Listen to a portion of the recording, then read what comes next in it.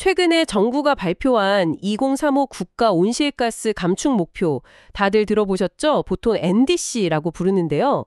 이게 2018년이랑 비교해서 온실가스를 무려 최대 61%까지 줄이겠다는 거거든요.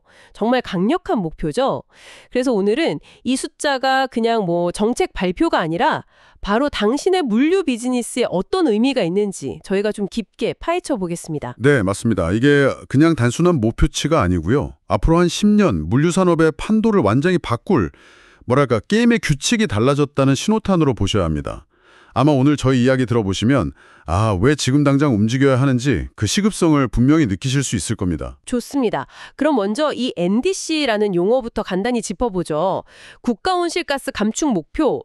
이게 파리 협정에 따른 국제 약속인 건 알겠는데 이번에 나온 53에서 61% 감축. 이게 어느 정도 수준인가요? 이건 정말 어마어마한 수준입니다. 절대량으로 따지면 거의 4억 톤이 넘는 온실가스를 줄여야 한다는 뜻이거든요. 정부가 지속 가능한 성장을 위해 반드시 가야 할 길이라고 표현할 만큼 이제는 선택이 아니라 그냥 필수 과제가 된 거죠. 와, 여기서 제가 자료 보면서 진짜 놀랐던 부분이 있었는데요.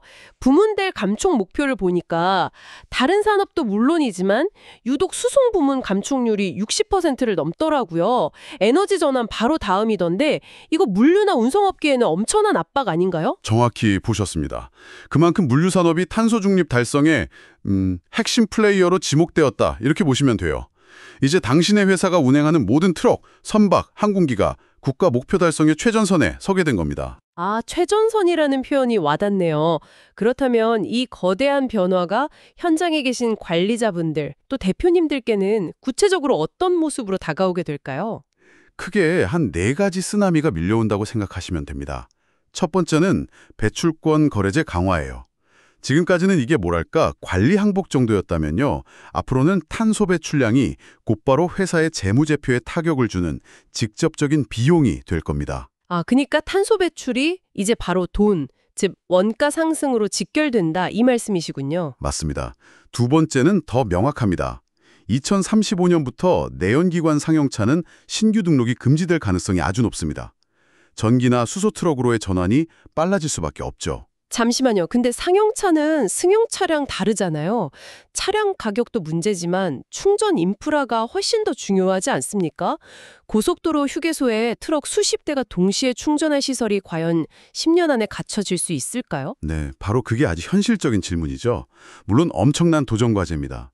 그래서 정부도 K-녹색 전환, 그러니까 KGX 전략을 통해서 충전 인프라 확대를 지원하겠다고 밝힌 거고요.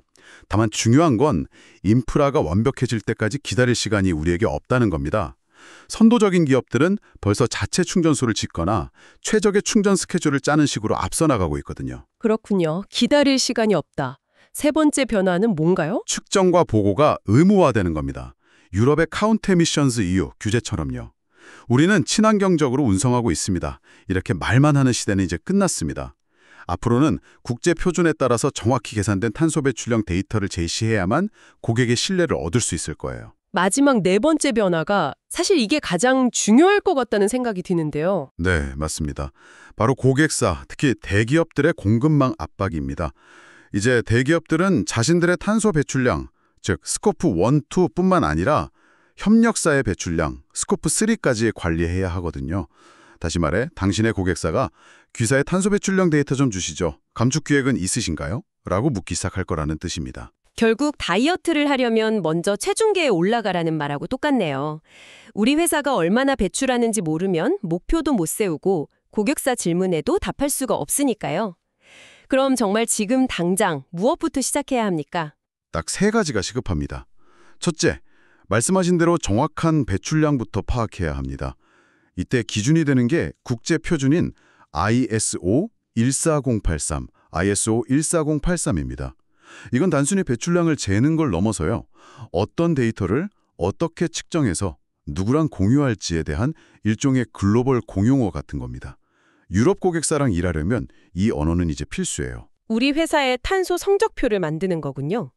그리고 다음은요? 둘째는 그 성적표를 바탕으로 2030년, 2035년까지의 단계별 감축 목표, 즉 로드맵을 만들어야 하고요. 마지막 셋째는 구체적인 실행 계획입니다.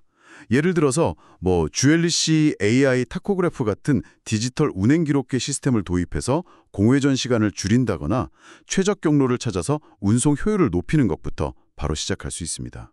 정리해보면 이 2035 NDC라는 게 물류업계에는 엄청난 도전인 건 맞는데 반대로 생각하면 이걸 미리 준비하는 기업한테는 완전히 새로운 기회가 될 수도 있겠네요. 정확합니다. 이건 단순히 규제를 지키는 수준의 문제가 아닙니다. 향후 10년간 대기업의 물류 파트너십을 선점하기 위한 말 그대로 녹색 전쟁이 시작된 셈이죠. 지금 이 변화에 투자하지 않는 기업은 미래 고객사의 파트너 리스트에서 조용히 사라지게 될지도 모릅니다. 자, 이제 당신의 기업은 이 전쟁에서 어떤 전략을 선택하시겠습니까?